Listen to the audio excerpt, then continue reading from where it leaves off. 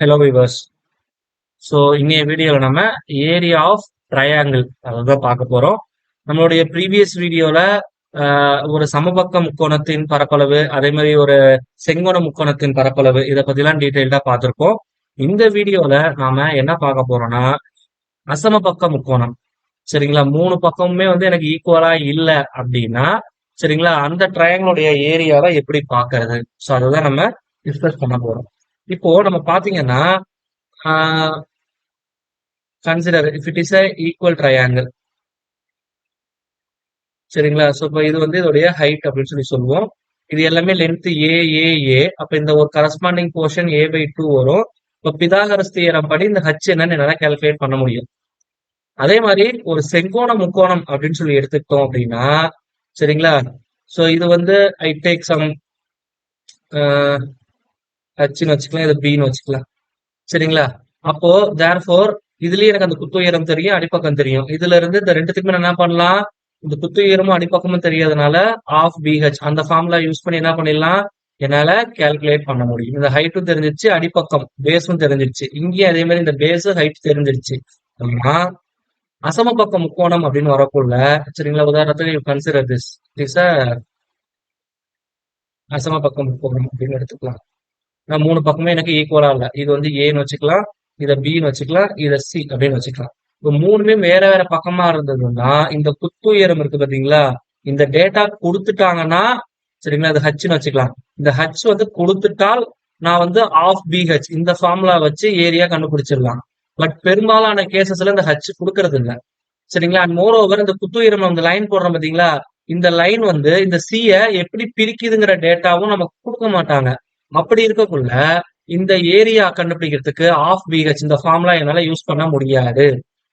சரிங்களா, அப்போ இந்த மாதிரி எனக்கு ஒரு அசமபக்க முக்கோணம் கொடுத்தாங்கன்னா அதுக்கு ஏரியா கண்டுபிடிக்க ஃபார்முலா என்னன்னு சொல்லி பார்த்தோம்னா which is nothing but square root of S into S minus A S minus B into S minus C.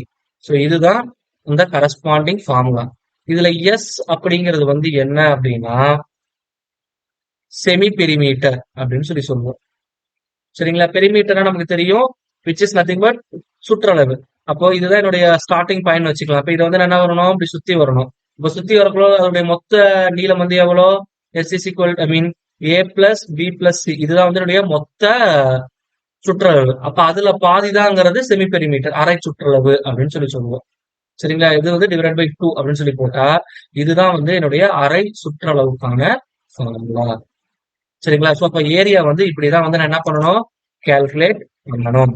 And இன்னொரு முக்கியமான விஷயம் அப்படி என்னன்னு சொல்லி பார்த்தோம் அப்படின்னா, இப்ப இந்த மாதிரி முக்கோணம் இருக்கு வச்சு இருக்குல்ல, இதுல என்னுடைய ஆங்கிள் வந்து ப்ரீவியஸ் கேஸ்ல பார்த்திருப்போம்.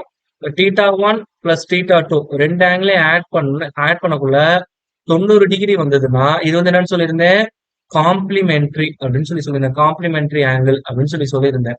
அது போல θ1 பிளஸ் θ2 இது ரெண்டுத்தையும் ஆட் பண்ணக்குள்ள 180 டிகிரி வந்ததுன்னா இந்த ஆங்கிளுக்கு பேர் என்ன அப்படின்னா சப்ளிமெண்ட்ரி ஆங்கிள் அப்படின்னு சொல்லி சொல்லுவோம். சொல்றது புரியுதுங்களா, இது வந்து ரொம்ப ரொம்ப முக்கியமான விஷயம்.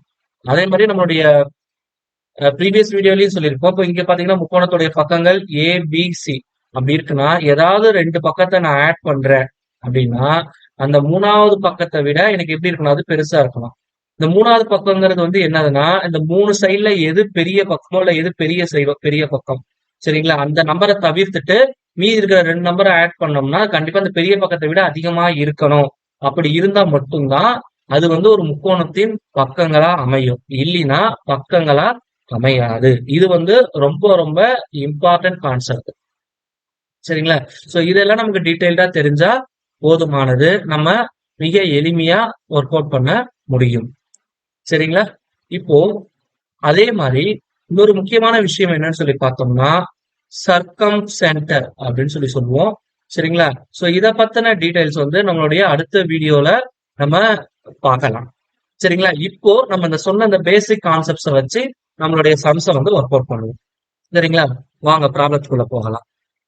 So the semi perimeter of a triangle having sides 15 centimeter, 20 centimeter, 25 centimeter is. அப்போ நமக்கு இது தெரியுது. இது வந்து ஒரு அசம பக்க முக்கோணம். ஏன்னா 3 பக்கமுமே எனக்கு சேமா இல்ல. அப்ப செமி பெரிமீட்டர் என்ன சொல்லுங்க? அதோட சுற்றளவுல பாதி. சுற்றளவுல என்ன பண்ணணும்? இது மூணுத்தையும் ஆட் பண்ணணும். 15 பிளஸ் 20 பிளஸ் 25 டிவைடட் பை 2. அதான் பாதியோட வேல்யூ.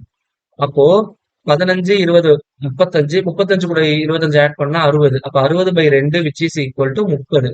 அப்போ 30 சென்டிமீட்டர் தான் என்னுடைய சரியான பதில். சரிங்களா? சோ இப்போ அடுத்த some. The sides of a triangle are 8 meter, 10 meter, 6 meter. The area of the triangle. இங்க வந்து பாத்தீங்கன்னா இது வந்து அசம பக்க முக்கோணம். சமபக்க முக்கோணமா இருந்தாலும் சரி, செங்கோண முக்கோணமா இருந்தாலும் சரி, இரு சமபக்க முக்கோணமா இருந்தாலும் என்னால அந்த குத்துயரம் கண்டுபிடிக்க முடியும். இங்க மூணுமே வந்து என்ன கொடுத்திருக்கிறாங்க? 3 பக்கமுமே எனக்கு சமம் இல்லை. சோ அப்படிங்கக்குள்ள எனக்கு என்ன ஆகும் அப்படின்னு சொல்லி பார்த்தோம்னா, இது வந்து அசமபக்க முக்கோணத்துல வரும். அப்போ இதோடைய அரை சுற்றளவு மீன் கண்டுபிடிக்கணும். அப்ப S is equal to 8 plus 10 plus 6 divided by 2. இப்ப therefore கிடைக்கும் 18, 24/2 which is equal to 12. இதுதான் அரை சுற்றளவு. சரிங்களா? அப்ப therefore என்னுடைய ஏரியாவுக்கு ஃபார்முலா என்ன சொல்லியிருந்தேன்? Square root of S into S minus A into S minus B into S minus C. இதுல ABC அப்படிங்கிறது வந்து என்னன்னா, இந்த 3 பக்கங்கள் இருக்குல்ல, அதோடைய வேல்யூ. இதை நான் ABC அப்படின்னு எடுத்துக்கிறேன். சரிங்களா? இவ்வளவுதான் சார். இப்ப இதை சப்ஸ்டியூட் பண்ணா எனக்கு ஆன்சர் கிடைச்சிடும். S ஓட வேல்யூ என்ன? 12. 12ல A யோட வேல்யூ என்னது? 8. 12ல 8 போச்சுன்னா எவ்வளவு வரும்? சரிங்களா? பஸ் இந்த வேல்யூ அப்படியே நான் ஃபில் பண்ணிக்கிறேன். அப்போ 12 minus 10 into 12 minus 6. அப்ப இதை நான் சிம்பிளிஃபை பண்ணா எனக்கு என்ன கிடைக்கும்? 12 into 4 into 2 into 6. இப்போ இங்க வந்து பாருங்க, இது வந்து என்ன எழுதலாம்? 6 into 2 12. இங்க ஒரு 12 இருக்கு. அப்ப ஸ்கொயர் ரூட்டை விட்டு 12 வெளியே எடுத்துடலாம். இங்க 4 இருக்கு. 4ல இருந்து ஸ்கொயர் ரூட்டை விட்டு வெளியே எடுத்தா கிடைக்கும் 2. 2 into 12 24. அப்ப அதோட ஏரியா வந்து 24 மீட்டர் ஸ்கொயர். இதுதான் வந்து அதோடைய சரியான பதிலா இருக்கும். சரிங்களா? அடுத்தது இப்போ இங்க வருவோம். So in a triangle with area 48 square centimeter, its base is 4 centimeter greater than its altitude. Then the length of the base of a triangle. அதாவது இது வந்து ஒரு முக்கோணம் அப்படின்னு எடுத்துக்கலாம். சரிங்களா?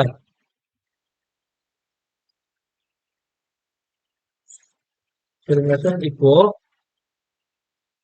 இதோடைய உயரம் பாத்தீங்க அப்படின்னா எவ்வளவு கொடுத்துருக்கான்? எக்ஸாக்டா எனக்கு தெரியல.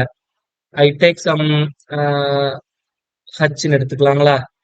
இப்போ இது வந்து என்னுடைய பேஸ். இது வந்து நான் பின்னு எடுத்துக்கிறேன். இப்போ முக்கோணத்தின் பரப்பளவு ஃபார்முலா என்ன? Area is equal to half B into H. இந்த ஃபார்முலா எனக்கு தெரியும். இப்போ இந்த ஏரியாவோட வேல்யூ எவ்வளவு சொல்லியிருக்கா? 48 ஸ்கொயர் மீட்டர் அப்படின்னு சென்டிமீட்டர்னு கொடுத்துருக்காங்க. 1/2 இன்டூ இப்ப என்ன கொடுத்துருக்காங்க அப்படின்னா, அதன் அடிப்பக்கம் குத்துயரத்தை விட 4 சென்டிமீட்டர் அதிகம் அப்படின்னு சொல்லிட்டாங்க. அதாவது ஹச்சை விட பி வந்து 4 சென்டிமீட்டர் அதிகம். சொல்றது புரியுதுங்களா? அடிப்பக்கம் குத்துயரத்தை, அதாவது பி வந்து ஹச்சை விட 4 பங்கு அதிகம். அப்படிங்கக்குள்ள அதன் அடிப்பக்கத்தின் அளவு என்ன? பியோட வேல்யூ தான் வந்து எனக்கு கேக்குறாங்க. அப்போ ஹச் இஸ் ஈக்குவல் என்னன்னு போடலாம்? பி மைனஸ் 4 அப்படின்னு போட்டுக்கலாமா? இப்ப இந்த வேல்யூ சப்ஸ்டிட் பண்ணுங்க. இது வந்து பி. ஹச்சோட வேல்யூ என்னது? பி மைனஸ் 4 அப்படின்னு வரும். சரிங்களா? அப்ப therefore இங்க இந்த மல்டிப்ளை பண்ணா கிடைக்கும் 96 which is equal to b square minus 4b அப்படின்னு வரும். இப்ப இந்த ஈக்குவேஷன் நான் ரீஅரேஞ்ச் பண்ணா கிடைக்கும் b square minus 4b minus 96 which is equal to 0 அப்படின்னு கிடைக்கும். பெருக்குனா மைனஸ் 96, கூட்டினா மைனஸ் 4 அப்படிங்கக்குள்ள வினோத 12 into 8 ரெண்டுத்தையும் மல்டிப்ளை பண்ணா 96. அப்ப இந்த இடத்துல மைனஸ் போட்டுக்குங்க. சரிங்களா? அப்ப therefore என்னுடைய எக்ஸோட வேல்யூ வந்து இங்க என்னவா இருக்கும்? பியோட வேல்யூ ஒன்னு வந்து பிளஸ் 12 இருக்கும், அப்படின்னா மைனஸ் 8 இருக்கும். எப்போதுமே எனக்கு இங்க வந்து நெகட்டிவ்ல ஆன்சர் வராது. அப்போ பியோட வேல்யூ வந்து என்னது? எனக்கு 12 சென்டிமீட்டர். அப்ப ஆப்ஷன் பி தான் வந்து சரியான பதில். சரிங்களா? Now you take this sum as a practice. So இதை வந்து நீங்க பிராக்டிஸ்க்கு எடுத்துக்கங்க. இதுக்கான சொல்யூஷன் வந்து நம்மளுடைய அடுத்த வீடியோல நாம டிஸ்கஸ் பண்ணுவோம். we know that ஒரு முக்கோணத்தினுடைய மொத்த ஆங்கிள் 3 ஆங்கிள் இருக்கு. θ1, θ2, θ3. சரிங்களா? இப்ப இந்த 3 ஆங்கிள ஆட் பண்ணா எனக்கு என்ன கிடைக்கும்?